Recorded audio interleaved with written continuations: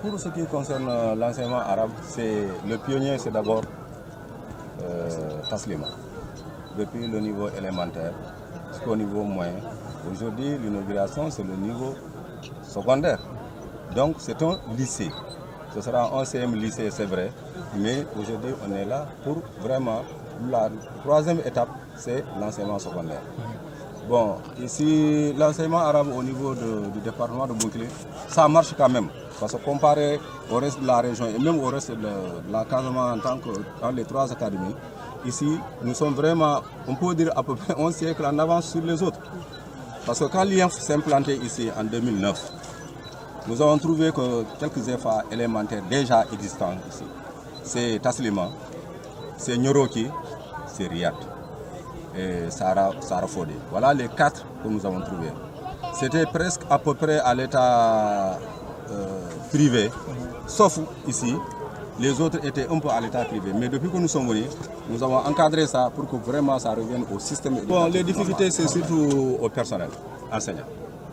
Parce qu'une école franco-arabe fonctionne toujours à 2 éléments près. Si vous avez un CI, vous ne pouvez pas être en EFA. Il faut attendre, même si on crée un EFA comme ça, il va falloir avoir 2 maîtres, un en arabe, un en français. Donc l'année suivante, vous pouvez, même si vous recrutez, vous allez avoir un CI ou un CP. Parce que les 2 classes-là vont fonctionner en même temps. Donc, à ce niveau, il y a le problème de l'enseignement arabe. C'est vrai que ça marche vraiment assez bien, on peut le dire. Mais on n'a pas pu répondre aux souhaits des populations. Parce que ici, c'est une zone naturelle. Naturelle. Alors, mais malheureusement, le personnel arabe n'est pas égal au personnel en français. Or, il faut les 2 pour avoir une bon rudiment pédagogique pour être au niveau des enseignants qui se débrouillent pour le moment. Mais il y a 1 ou 2 ans de cela, l'État a fait beaucoup d'efforts. Vous savez, les EFA font légion dans la région de Diourbel.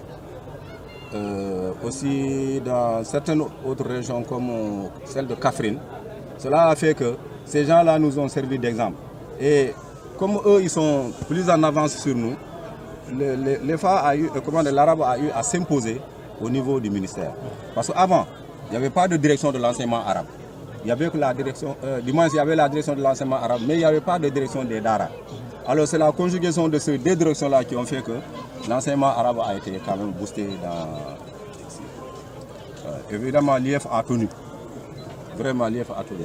Parce que la demande est là, est très importante. Au moins, il y a une vingtaine, une trentaine d'écoles qui demandent à être transformées. Parce qu'elles existent toujours en français. Mais le personnel a fait qu'on ne peut pas répondre aux vœux. Vous voyez, cette année, on a envoyé 90 enseignants en français contre 14 en arabe. Et 14, nous avons eu le plus gros effectif, je pense, du Sénégal. Vous voyez que quand même, au point de vue effort, l'État a fait des efforts. Voilà. Ça, c'est extrêmement important. On n'a jamais eu plus de 10 enseignants. Jamais.